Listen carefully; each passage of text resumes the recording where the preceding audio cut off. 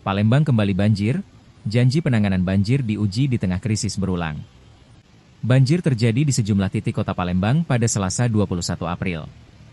Menanggapi hal tersebut, Wali Kota Palembang tegaskan sebagai langkah penanganan banjir, pemerintah Kota Palembang akan membentuk tim.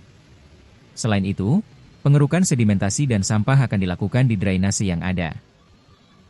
Pemerintah Kota Palembang juga akan melakukan perluasan kolam retensi seperti kolam retensi Simpang Polda yang juga terkoneksi dengan proyek penataan das bendung yang nantinya dapat memaksimalkan kinerja pompanisasi sungai bendung, sehingga bisa mengatasi banjir di 3 kecamatan.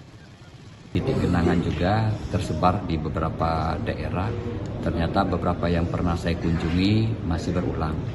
Makanya kita ada beberapa faktor penyebabnya, baik itu yang bersifat alam maupun dari sifat manusia sendiri. Yang manusia tentunya kita sudah paham dan tahu semua, baik itu masalah jangan sampai membuang sampah sembarangan, karena itu akan mengakibatkan sumbatan-sumbatan air. Yang kedua adalah kaitan untuk mendirikan bangunan apapun bentuknya, jangan sampai di atas sepadan sungai, sepadan jalan.